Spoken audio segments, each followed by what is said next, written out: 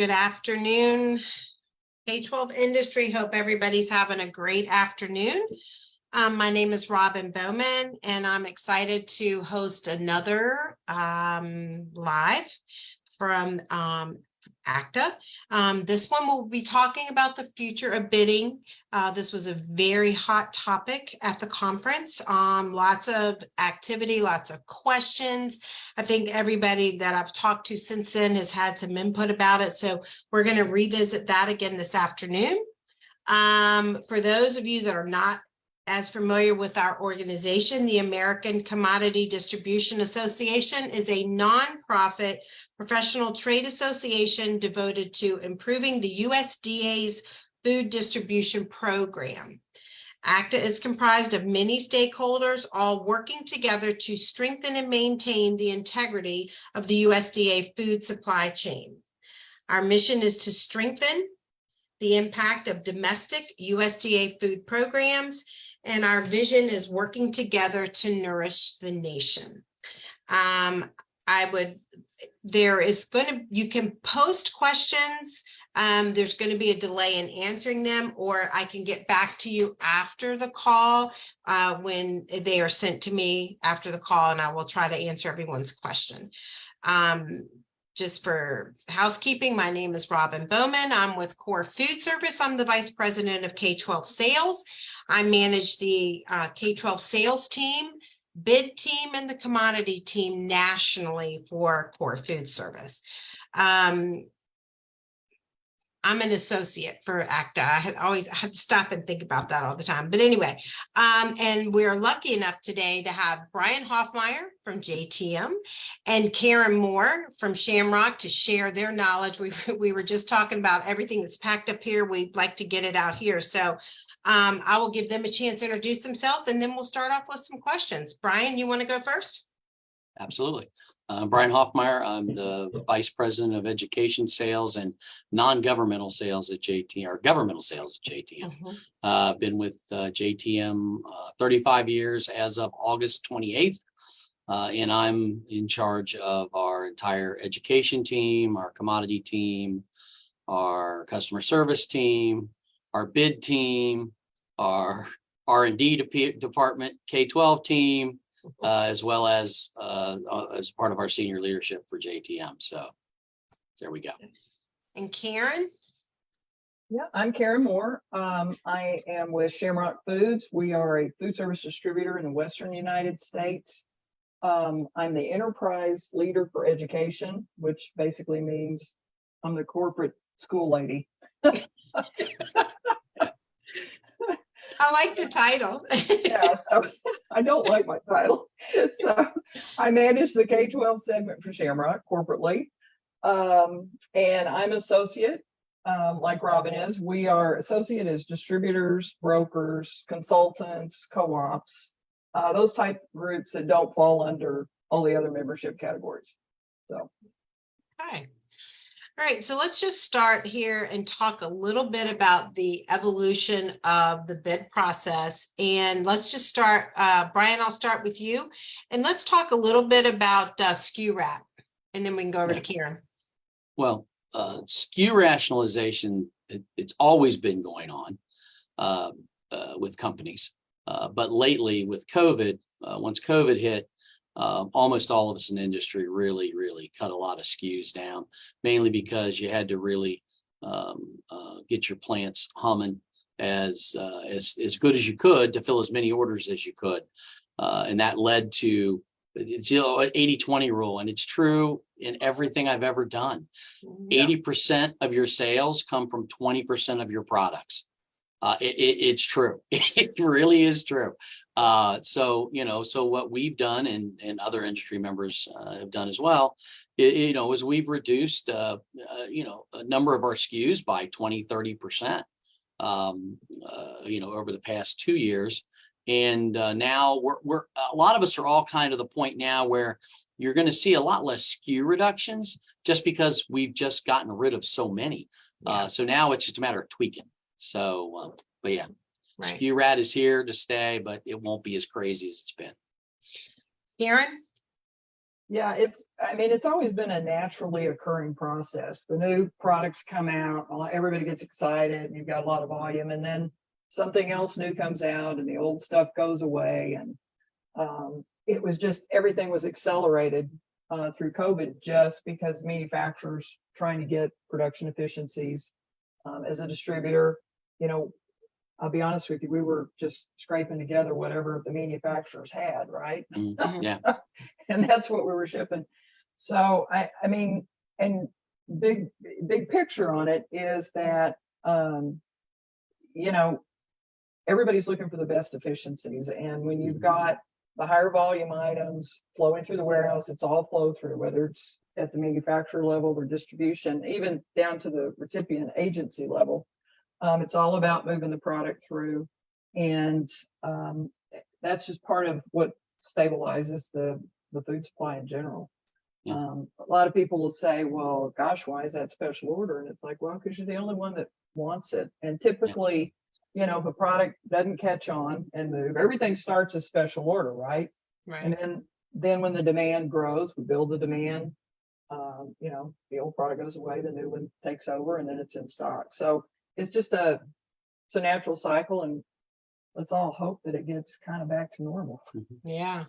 We were talking about the back to normal. So Brian, tell me, how's technology playing into changes you've made at JTM and how it's affecting all the way down to the end user, to the RA? Yeah. Well, from a technology standpoint, for instance, we used to move our product in and out of the freezers manually. Guys and gals in forklifts. It's all robots now that move it all in and out. I still have got guys and gals on the dock floor loading the trucks, right? But we don't put any product away per se. I mean, it automatically goes into our freezer system, for instance. Same thing when it comes to production. A lot of things that used to happen manually from an industry standpoint in a manufacturing process has really been streamlined to the point that you've either got robot. I mean, all of my product, for instance, it's all robot stacked, robot wrapped. I mean, all of that stuff. And that used to be people doing that years ago. And what you're really able to do through automation is you're really able to raise the job expectation of your employees. So instead of standing there for 8 hours stacking cases on a pallet and building pallets, you're now in charge of monitoring the system and the robots that are doing that, and then fixing or adjusting anything that needs to be done on the fly. The other thing too is it used to be when you were production planning used to be on an Excel spreadsheet. Prior to an Excel spreadsheet, it was on an 8.5 by 11 legal pad. And today, The good old days. Yeah, the good old days, right? And sometimes I wish we go back to the legal pad. But I mean, we have a lot of automated systems now that basically tell you what to make, when to make it, how much to make, based on all your demands that are being driven through your system. There's a lot of AI and a lot of, we use a program called ClickSense, which is really more of a data viewer and cutter system that we use. But again, the information available today is so much more powerful. So what to make, when to make, what not to make, based on overall, time sales, 16 weeks, 8 weeks, 4 weeks.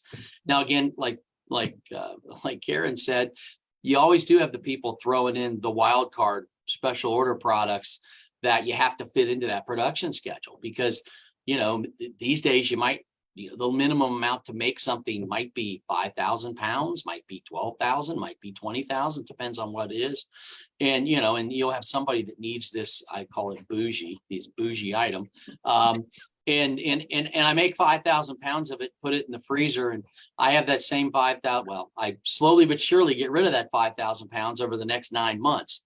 Not a good use of your pallet space or the space in Karen's warehouse, or anybody's warehouse. So, but yeah, the technology is phenomenal. You track your drivers now everywhere they go. Right. The old days when the driver left your facility, you didn't really know kind of where they went until they did their first drop.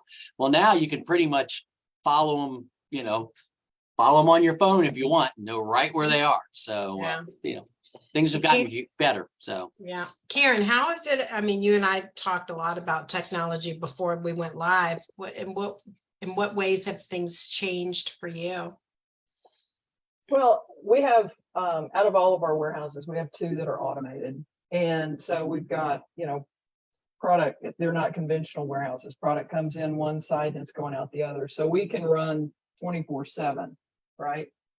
So from a production standpoint, Brian was talking about automation. We've got these big cranes. We've got a lot of technology that just increase our productivity. We can crank X amount of cases out of a warehouse that's automated versus one that is still manual or a conventional warehouse where you bring product in during the day and receive it, shut the docks down, and then ship out at night. So, and I will say there's advantages to both because when the technology goes down, guess what? You can't get those cases out of the warehouse, right? And nobody knows where they're at. So, so that's helped, but from a bidding situation, one of the things that still seems to be so cumbersome is I wish we could get technology that would say, like, we push a bid out and we get the pricing back in. It comes on PDF. Yes, we can convert that. Yes, we can do certain things, but maybe some standardization with some of the systems on how that information is communicated, because we can automate the warehouse all day long. We can increase those production, efficiencies and things like that. But we really get bogged down during bid season because, some manufacturers have blanket bids. Some say my price is my price, but then you've got some manufacturers that will quote a different price for every bid, no matter what the size is. And so it's, the repetitive piece there gets pretty cumbersome. And when you get into bid season and you've got this flood, and as a broker and as a manufacturer, everybody's focused on that. And I wish we could see better technology there on how that information flows through the system and is processed. Because the good thing is, we used to work off of big cheap tablets and spreadsheets, and now we have all this data, and sometimes it's overwhelming. I mean, you have so much, it's like, how do you process it? So it's not just data, it's usable data. And you have all these reports, all of this technology, and you've got people that are handing you off these reports. They look at them, they don't even know what to do with them. They can't read them. So you can't take the people part out of any of this. But at the same time, I'm hoping that quickly in the future we see better technologies as far as the pricing information and things like that coming through. And I think that's where GDSN and some of the other things we were going to talk about will help. Yeah, well, and I agree. I think that it also takes that step, which what I'm talking about, is it gets here and then it's awarded, and then it doesn't come back through that same flow channel. And I think that presents an issue. And like you just said, we are still forecasting, and I will just use the term loosely, old-fashioned way. I'm going to use 50 cases this month and 50 cases next month. If the input back into our technology could be as good as what's going out, I think it would save a lot of time, because Brian needs to know what I've sold, and you need to know what to ship for Brian. And there's certain things we can do off of history. So we sell everything, right? So juice, cereal, trays, the stuff that every school is going to use. Okay, we can program that into our system, and it will pick up the ups and downs, and and you just let it go. That piece is pretty much automated, but it's the futures. So you have to look at, you can't take for granted what you had last year is going to be the same thing that you're going to be shipping this year. And then when somebody switches gears on you, and you've had those forecasts, going into the school year, and somebody switches off, it goes back to Brian's point. He's got the product made in his freezer, or I've got it in my freezer, or everybody's got it except where it was intended to go originally, right? Yeah, Right. exactly. So what do you do with that? You Mhm. discount it, you start calling around. Those are the inefficiencies, the time wasters that cost so much money that people don't think about. And Mhm. going back to the whole special order piece, people say, well, how long will it take me to get that product? Well, it's 3, 4, 5, 8 weeks, because Brian's got to make it and he's got to make the minimum. We've got to buy the minimum. So there's all these factors that I don't think, we just need to educate people and make them aware of what we're dealing with. It's not that anybody's trying to keep someone from getting a product. It's just there's a lot more to it. And I feel like after COVID, people are a lot more aware of the supply chain and the things we dealt with, because we were just so transparent and everybody was communicating. Mhm. Yeah. Yep. Agreed. I mean, when we talked about the SKU rat earlier, a Mhm. good example that comes with forecasting is that prior to COVID, I used to make about 26 to 27 different, let's just call them beef patties, right? Hamburgers, 1 ounce, 1.5 ounce, 1.25 ounce, 3 ounce, 4 ounce, 2.75, 2.65, 2.5. So now after COVID, I've literally taken my entire hamburger business down to 4 SKUs, 4. So no matter which one I make, it's the right one, because we took all the ones, the 4 that were the most volume, and then basically just moved our customer from the 3 or 4. Every item is somebody's favorite item. I don't care Right. what it is. It could even be the worst item you make and somebody loves it. But we just had to do that because in order to be able to increase our production pounds per hour, to get more product out the door, we had to do that. We've seen that has worked for us fantastically, because now with us pulling a lot of these SKUs that were taking time out of our system, we actually built in more capacity now that we have available to fill orders, which is fabulous. Again, it was painful. It was 18 months of pain, hate and pain. I mean, somebody was mad on the phone with you every day, all the time. But again, after things settle down, and the same thing I think is when I talk to my friends in the chicken business, everybody had 37 chicken nuggets, right? And now they've done the same thing. They've knocked those SKUs down, and a customer is much more likely to get their product now because everybody's able to make more product to fill the pipeline, to keep it flowing to Karen, to keep it flowing out to the schools. Yep, I agree. Are you seeing big new buying groups, or are we seeing the individuals jumping into the buying groups that are already existing? Brian, what are you seeing? Yeah, I mean, you're seeing, I won't name any of them because, but yes, I'm seeing many customers that are moving into various GPOs, buying groups, whatever other definition some of them have for themselves. Because again, at the end of the day, they don't have the expertise or the time or the people or just the person power to push through their own bidding process. So they're moving that off to, I don't want to say third party, but and we see more and more and more of that. And honestly, it's just going to continue to grow because advantage, put the bids out. Yeah. What do you see there? Do you see it as an advantage, disadvantage, both? I don't know. I mean, well, I'd say from a customer standpoint, if you're a particular school district of medium to medium large size, and you like a particular type of chicken, just right. I mean, that seems to be the thing that pops up the most. Particular type of chicken or particular type of pizza. And maybe they don't award that one, or it's that kind of stuff. You do give up a little bit of your quote unquote free will to buy whatever you want. But at the end of the day, you've got to put a bid out otherwise to award it. So is that little trade-off, it's probably worth it to not have to do all that other work Right. you have to do. Mhm. So I don't know. Karen, how do you feel about that?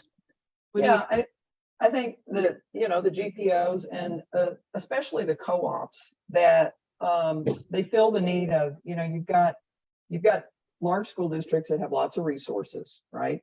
Yeah. And then so they can put out a bid, they can do whatever, they can issue the POs, but really putting a cost behind that, you have to, whether you're a big district or a small one, the small ones don't have the resources, but if you really put the man hour dollars behind what it costs to do all of that, not just on the issuing of the bid, but the purchasing and then the payables on the backside, processing the POs and all of that stuff that goes in there.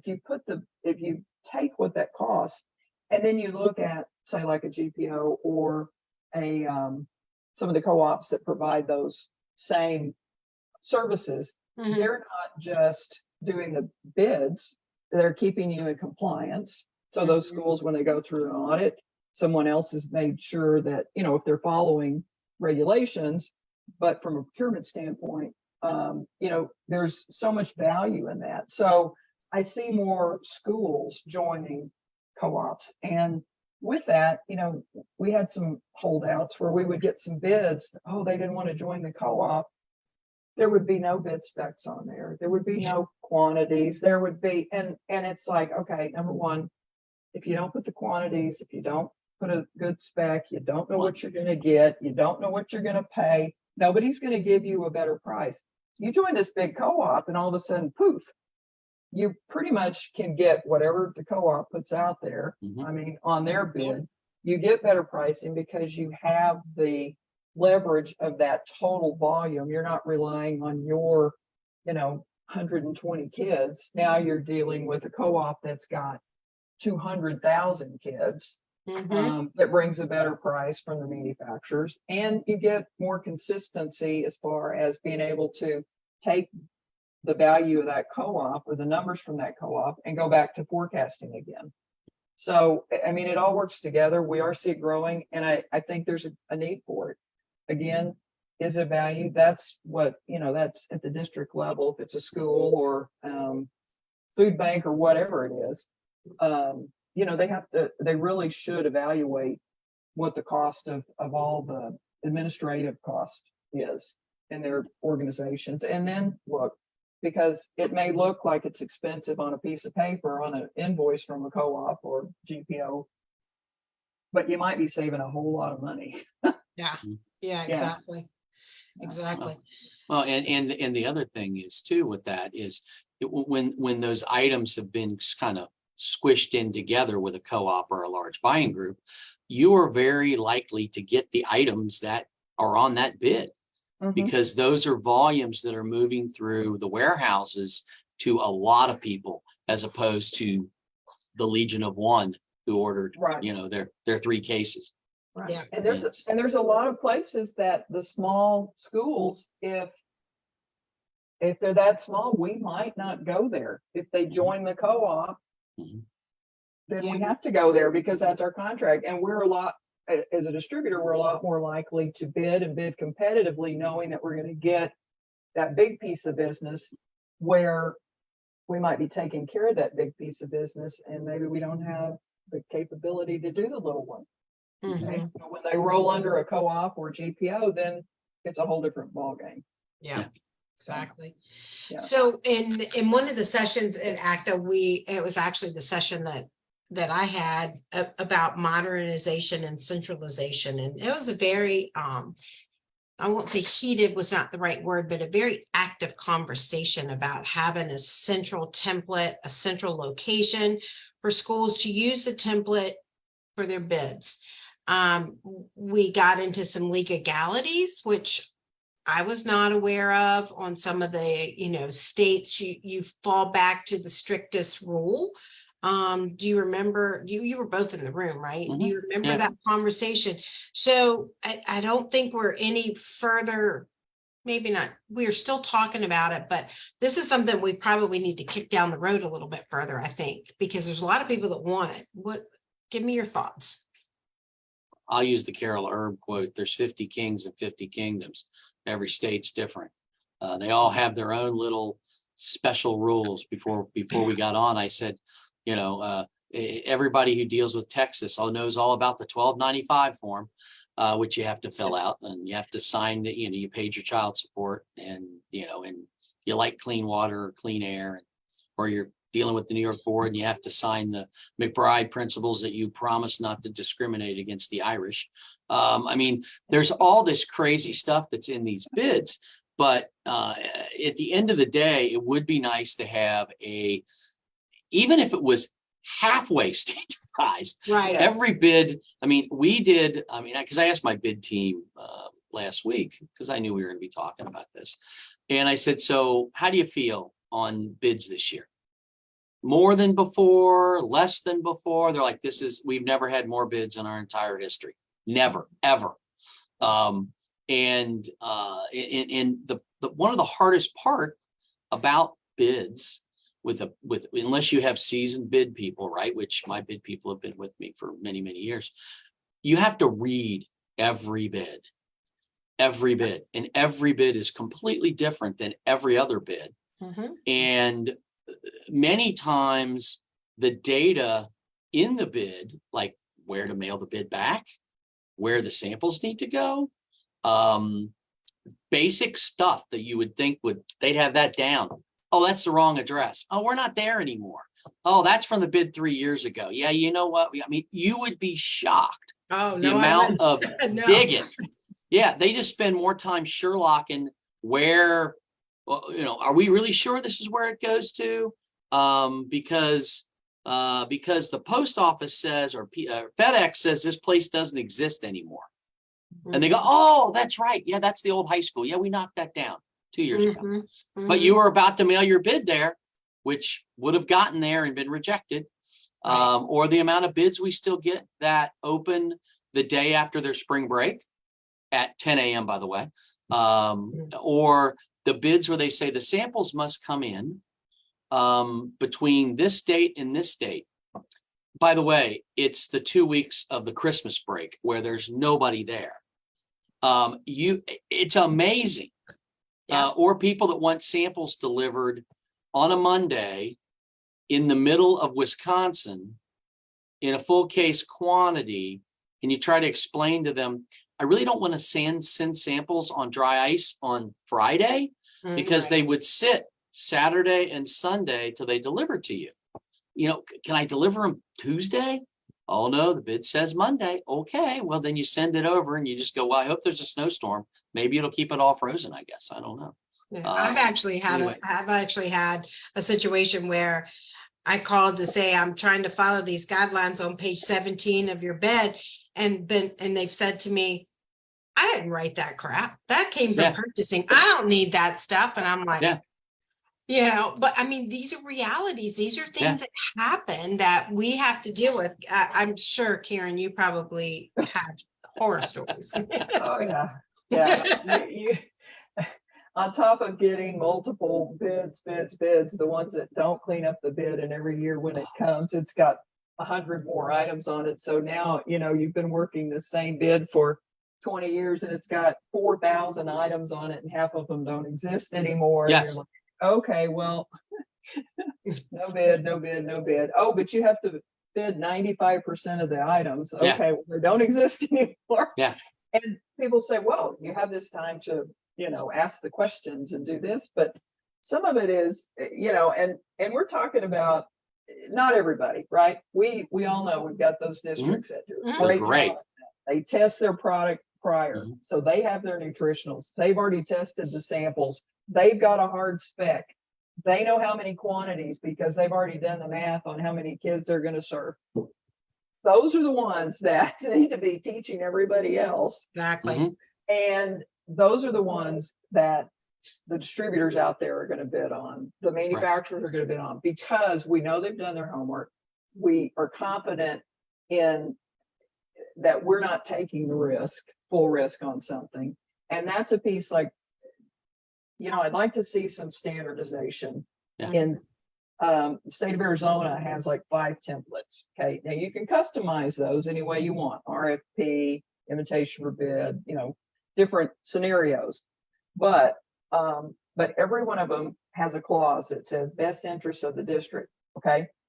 I'm fine with that. As a taxpayer, good. You're doing your due diligence, right? Take care of me as a taxpayer. Okay. But as a distributor, when you say, well, I can't guarantee those quantities, and well, you're going to have to, deliver 5 times a week, and you're going to have to rotate the stock, and you're going to have to do this.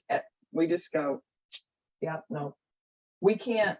There's too much risk involved for this side of the industry when a bid just says you've got to hold your pricing for a whole year, or you have to, we don't guarantee any of this. It's got to be a partnership, and it's a business. And when we get a bid, it's really no different than any other contract or piece of business we would get, if, from a Burger King or a Wendy's, right? And that's how we have to evaluate things. And so when you're reading through these bids and you hit these things that are like, wait a minute, that's throwing up a flag, and you got to get 14 lawyers in the room to figure out if you even want to go after the business, then at some point you go, yeah, okay, move on to the next one. And we're seeing that happen, and that's where I'd like to see more standardization. Yes, I believe in state regulations as far as local control and things like that for what you need locally, but there should be something in there that says, it's not just the best interest of the district, but it's also the best interest of all parties, right? Right. So that none of us are at risk, so that we're not, we don't bear the burden of the expense, and then we can continue to produce products and ship them and be able to sell those segments. And that's why you're seeing so many distributors at least get out of the business for schools, is because there's other business out there to go get. Right. That isn't as risky. So And clunky and cumbersome. Exactly. Yeah. So we did talk a little bit about market conditions, and current bids don't address market conditions, or there's a clause in the bid that says you can have a 3% price escalator, or upon renewal, or no more than 5%. Anything above that, you gotta. What's your thought on that, Karen? I'll start with you on how do we address these crazy market conditions that we're in? Well, we, going into COVID, I hate, and prices went crazy. You couldn't tell if you could. We had a lot of bids that we had committed to that said we had to hold pricing for 6 months, or we had to hold it for a year, or whatever. I'll be honest with you. If someone says we have to hold it for a year, we're either going to be really high to protect ourselves for the price fluctuations, or we're not going to bid it at all, because we don't know what's going to happen. We can't afford to lose money. Now, you can withdraw from a bid, but there's a lot of language in these bids that say if you withdraw, then we're going to buy from the next lowest bidder, and you have to pay the difference because you withdrew. Okay, we can't do that kind of stuff. That's going to alienate people. And at some point you're going to look up and you're going to have one distributor in the market doing schools, and they're going to charge you whatever the heck they want to. That's just the true facts of what happens, because we're seeing it happen. But when you can say, okay, we know produce is weekly, we know that bacon goes up and down all the time, so can't we put that on a monthly? And then can't we, yes, maybe we can hold pricing for 90 days after the initial award, so that we're not doing a bait and switch, right? We hold it for there. And then we have some consistent language around what an escalation clause should look like. Now, some of the best ones I've seen are based on the CPI. It's on an annual renewal. So you can take that hard data, justify, say, here it is, this line, this is the percent of inflation year over year, have a fixed timeline that you can reference back to. And then then we're all on a fair page, right? Yeah. And with that, it's not that we're holding that price for the whole year.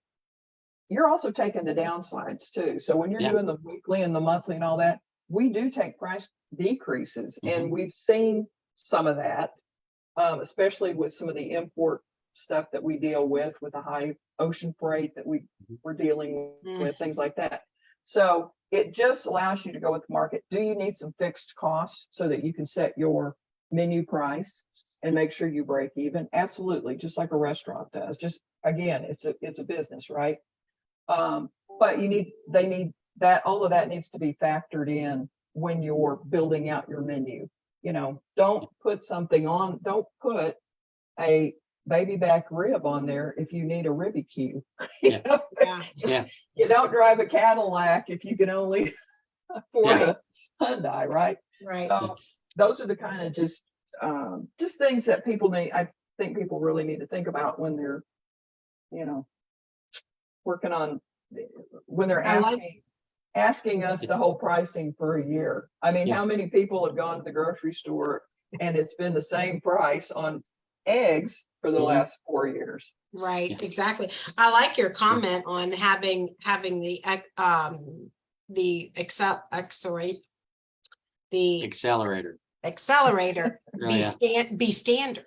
Mhm. I mean, gets Yeah. us a little bit closer to finish, you know what I mean? I Mhm. think that's part of something that should be standard as well, outside of just some of the Yeah. bid garbage. The first Yeah. 10 pages of a bid should be standard. Boom. Again, Right. somebody will Yeah, shoot me yeah. for saying that. Trust me, somebody will be throwing a dagger here in a few minutes, but that's okay. Well, like I said, What do you that's think, yeah. Brian? Well, I mean, we would prefer to see all of our bids come in with an indice, CPI or PPI. We like PPI, producer price index, but like CPI, a good all-encompassing CPI is food away from home. You can just say food away from home, and depending on what, I mean, it was 8.1% in November, I think. I don't know what it is today. It's come down. But again, some indice which allows your partner, your distributor, your manufacturer to actually be able to make some adjustments. And yes, they both go both ways. We always say, live by the PPI, die by the PPI. I mean, if it goes up 9% and then the next year, there's some settling, you can expect there should be some give and take on all of that kind of stuff. I mean, I would love nothing better than to be able to renew. Just everybody sends me a letter and I renew everything for next year. It would be so fabulous. Do I think that's going to happen? I don't know. It's still too early. But I know we have the smallest beef herd since 1950. Most people it hasn't really impacted them yet, but you're going to see beef prices. They are not coming down. Right. Chicken prices were down, but now they're on the way up. Cheese prices were down. They're approaching, like cheddar's approaching $2 a pound again. I mean, so, and then turkey, who knows what's going to happen with turkey? Who knows? Yeah. But anyway, indices are still moving. Today, IFMA just released their report for 24. And they think the food service industry in general is going to grow about 5.2%, but they also believe inflation is going to be about 5%. So for the world of everybody who thinks, hey, the inflation's over, it's not over, and it's not going to be over for a while. Something just real interesting that happened yesterday. I think it was yesterday. The Russia or the Ukrainians hit the back end of a Ukrainian tanker, which wasn't full, which was empty, with a drone or these boat things that they're running into and blowing them up. If you start disrupting petroleum flow, and they're already disrupting all of the grain coming out of Ukraine because you can't exit the port with it anymore. They won't let them do it. And the Russians have been bombing or missiling the silos. Every time that happens, the grain market just goes 25% of all the grain came from Ukraine. And though America's not the one getting a lot of the grain, Africa's getting a lot of that grain, which means that if they can't get the grain from there, the grain's going to be coming from here or the EU or somewhere else, which again, just to say, we're in a global economy. Yeah. Just because we're in the K-12 world and we have to use domestic product as much, just understand things that happen internationally really affect what happens here domestically. So, and it's not gonna change for a while. So, anytime there's a supply interruption anywhere, even if it's a freeze in Florida, ripples. It ripples because it puts the supply pressure on everything else, which makes it go up, or the price goes down, the availability goes, or the price goes up, the availability goes down. You have to look at the big view. And everybody's pendulum swings further than it should, because everybody's like, oh, I don't want to be the one caught with the orange juice contract, right? I better make sure we put an extra to cover us. I mean, it just, it's a self-fulfilling prophecy. It just is. So, Karen, a little while ago, you mentioned the GDSN. I'm not as familiar with that in my world. Can you do some explaining, and maybe Brian, you can tap onto that? What does that, you must like it. I'm assuming you use it, Karen? Yeah, you can't set up a new code number at Shamrock unless you are published through GDS. There you go. That's simple, right? Again, it's not a Shamrock thing. It's not a US thing. It's an international thing to standardize. And basically it's a G10, right? The G10,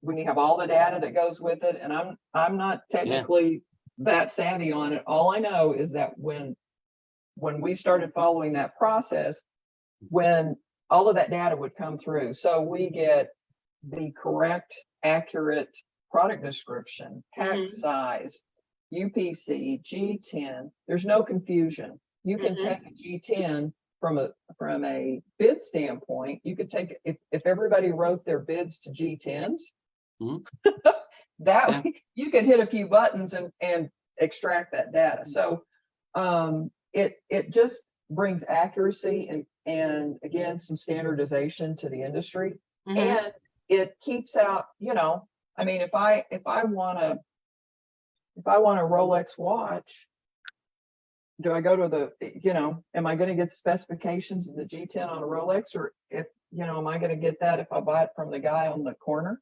selling them out from under his coat? I mean, it brings a lot of, I think it's a safe practice. A safety measure. Yeah, it's a safety measure. It's a way to get consistent information. Over. I mean, like because we're the ones loading it from our end, right? So, I mean, I have a GDS team and that does all that, and I always say we were around when GDSN was invented, which is kind of scary, but we've all been around too long. Yeah, right, exactly. But I mean, everybody gets the same picture of the master case with the with the product in a bowl or a plate or whatever. You're uploading, you name it, information, the ingredient information, this, and the good news is if something does change, right? Let's say you take dextrose out of something, just as an example. You take dextrose out of something, the next time it pushes through the system, it's going to clear over on that ingredient statement that there's no longer dextrose in that product. I mean, there's just things that happen. It's just a good, tidy way to do it. The thing that I get schools that ask me for the GDSN, not schools, but groups, they want me to push copies of CN labels through the GDSN. And we tell them, I said, I can't do that. Right. That doesn't work. But I can give you a variety of information, but I just can't give you the pretty box. Well, I don't understand. We're like, well, GDSN wasn't really designed with the school world in mind. It was designed with the world in mind. So yeah, the whole world. And again, I promise you, your Rolex information is in there somewhere. Hey, Karen, I just had a question sent to me, and somebody would like, and I'm sorry, I can't give this answer correctly. The definition of they said, what is the GDS10? what is that? And see, I just made sense, Brian, because we think in our K-12 world, right? Yeah. And so, what is, Karen, can you give a description or do you not want to? It's fine if you don't. I can get back to the Well, person. if I Google it really quick, I can tell you exactly what it stands for. First one is global. Mhm. Right. Data synchronous network. There. Thank you, Brian. Yeah. Global data synchronous network. Okay. Or synchronized network or something of that nature. And the question that was asked, I can let you know. I can connect you with someone that knows a whole lot more about it than I will probably know. And I have I think I have your name on here, so I'll take care of that. Okay, education. Where do we need to go with education? What do we need to do? Do we need to have training sessions? What do we need to do? Brian?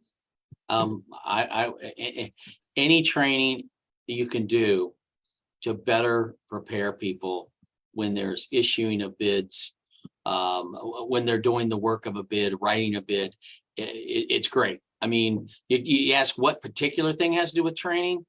I would say put things in an Excel spreadsheet format to fill out. Mhm. Make sure the actual formulas that you built into your spreadsheet actually work, and don't lock them. Or if you are going to lock them, make sure they work. Mhm. We see that all the time, that you put in the information and over at the total line comes $412 million. And I go, we're only selling them 1,000 cases of taco meat. I don't think it's that much. But you can't fix things like that. Mhm. I mean, I love anybody that lets us email or upload to a bid system of some sort, Mhm. right? Yep. So much better than mailing it. Oh my God. Because you never know if it's going to, I mean, we FedEx everything because you have no idea whether it's going to get there or not. Mhm. And even if I send it with a week's ahead of time, just so happens I'm in Ohio, my FedEx hub is in Memphis. If there's 3 strikes of lightning, it's going to back up the Memphis hub of getting out the FedEx deliveries. And it might be a day or 2 after when it was supposed to get there, for instance, because they reroute it and redo stuff. Just again, anything you can do more electronically is very, very, very welcome. Oh, exactly. And be able to take more than 1 meg of information when it does get emailed back to you. I mean, literally, we have customers that I've tried to send them 6 spec sheets, just 6 spec sheets in a PDF, and their box that I'm sending it to doesn't take files that big. I'm like, right. No, I get it. I hear exactly what you're saying. And the part about, what is it we said in the meeting at Active? You can buy a house and close on a house online on your phone. We need the bid process is just a little bit too clunky still. Yeah. I don't know if it's going to correct it in our time that we're here, because we've all been having these same conversations. Yeah. I do think it's moving forward. Yeah. And of the things that happened coming out of COVID, maybe we did get a little bit better and stronger. And I think it moved it down the road a little further on the electronic bids. Maybe at the 50. Yeah. They had no choice. They had to do it that way because nobody was in the office for the bid. Right. So some went back though. Some went back to paper, and I'm like, no. Yeah. So in wrapping up, Karen, you want to give us some closing comments, and then Brian, and then we'll wrap this up. Well, on the education piece, the education and communication, we just have to make sure that every stakeholder continues to have the communication that we had through the pandemic, because that's what got us through it. And the automation, the bid piece. I mean, what does your FedEx bill look like? Because I know mine's out of control. The automation, just being able to make things more user friendly. We've got, everybody now has to do more with less, right? And, to keep we've been talking about price increases and things like that. The cost of goods has gotten crazy. So how do we keep a cap on that? It's all going to be us working together on our efficiencies, our productivity, the SKU rationalization, all these things that nobody thinks about, but they need to look at the big picture and just understand that the last thing we want to do is get in the same situation we were with the supply chain. It was broken. We just didn't know how broken it was, and everything escalated when we had COVID. So now that we've learned these lessons, it's history. If you don't learn from it, you're doomed to repeat it. And I think it's important that everybody remembers how we got through the tough times, and the stuff that's happening right now, is it really that big a deal? Yeah. Right. Yeah. Yeah. Yep. Yeah. True. Brian, anything as we close out? But the only thing is that we've moved forward, and from our end of things, we're not moving backwards. I mean, I'm not going to be rolling out 50 new SKUs. I mean, we always say a lot of us in industry are going to be going with the product lines the products that we make today. Mhm. And we might be tweaking them based on whatever we have the magical guidelines, which will be out sometime we hear April of 24. And we'll do some tweaking. We'll all have to do some tweaking there, or you're going to have people that are making some of those great delicious breakfast items that the kids love just exit stage left when they just can't meet the requirements that they're going to want. So I would say this is always a tough segment to deal with because of the rules and regs, not just to mention the bidding thing. But again, at the end of the day, we do love the K-12 segment. I mean, we wouldn't be in it, right? None of us would be in it if we didn't like it. We'd all be selling, I don't know, beer to the sports bars, I guess. I don't know. Something everybody wants. Well, I shouldn't say that because not everybody wants some of the beer now these days. It's a whole other issue. So anyway, but no, I just say thank you. Anything that helps improve the bid process, I am always for. Makes it cleaner, streamlined, easier for the customer on their end. Because I mean, I know Karen probably thinks the same thing. Who goes through this 6-inch bid that I send to these people? Who does that? I mean, when you go to the bid opening, they flip through and see if you signed the right pages. Yeah, correct. Right. Yeah. Flip. Oh, it's the notary. Oh, yep, it's notarized. You're like, oh my God. And we had to read it. Yeah, Brian, I did just get, I got a couple text messages that are popping in now, right? Yeah. What frequency for price adjustments would you prefer? That's a good question. 6 months? I think it depends on, if I'm doing commodity processing of an item, I could probably live with 6 months. Okay. If I'm doing more commercial, like straight up commercial stuff, if you were talking about, fruits, vegetables, commercial meat products, 90 days would be, 90 to 120 days would probably be better, but 6 months is livable. Because at least I know what, if I'm going to exit stage left, I can get the hell out of there. I don't know, but Karen, Karen, she's doing a lot more stuff. I'm just doing the food part of it. She's doing every part of it. Karen, what is your thing? Produce Weekly. Storm blows through California, price goes up on lettuce, right? So Produce Weekly, dairy, some of your commodity items like bacon, those kind of things monthly, and then past that 90 days. Yeah. Okay. And then I have another one too, guys. My phone's blowing up all of a sudden.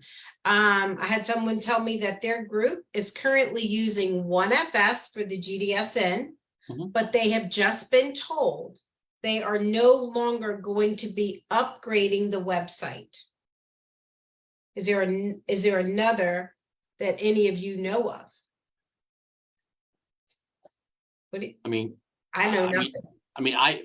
I published to in the K-12 thing, I'm published into 75 or 80 different groups. Mhm. So it could be anywhere from the healthy pros of the world, or the people that are doing the menu part, the menu data part. Yeah, Mhm. 1FS, we go to, we go to 1FS. I mean, I, I don't, I don't know. They come to me. I don't ever come to them. I just Okay. get the email from them that says, hey, the North Carolina Alliance Co-op is now using 1FS. Please publish to this GLN, this GLN number. And that Mhm. goes over to my GDSN team. And the next thing you know, they pick the items, and 24 to 48 hours, all the information shows up. Unless there's a error in there of some Karen, sort. have you heard Yeah. anything about that? Ours comes through Syndigo, and that's all I know. Yeah. I mean, Yep. as long as it works, but I know Yeah. from Brian, they ask for GLN, and then there's a lot of companies out there. Yeah. Okay. All right. Yeah. Yep. So check on that. I mean, it's, I took notes, and I'll take this back to the ACDA committees And just because they're not going to upgrade it doesn't mean the GDSN isn't just going to keep flowing into there. right. Maybe the pictures won't be as pretty on there. I don't know. Yeah, I don't know either. I'll find out though. Well, guys, thank you so much for joining and being a part of this call today. I hope that everybody that's on the call found this to be very useful. Let's see, we do have another one of these coming up, and do I have the date? I don't know. Hold on a second and I'll tell you. The next one is on, oh shoot, Carol Herb is going to kill me. Is it on the Um, 22nd? Yes. Carol Herb is going to kill me. The 22nd. Thank What's you, Leah, for saving me. Because Carol's What- going to kill me the 22nd. We'll do another Facebook Live, and we welcome you to join then. If you have questions, comments, or want more information, send me an email. You can get my name off the website, and I will get you some answers. I got people emailing me as we're speaking with answers to the questions. So Yeah. I do have sources coming at me. So if you have questions, please let me know. And thank you for your time. Thank you all. Thanks, guys. Thank I you. appreciate you. Yep, thank you. Have a great rest of your Tuesday.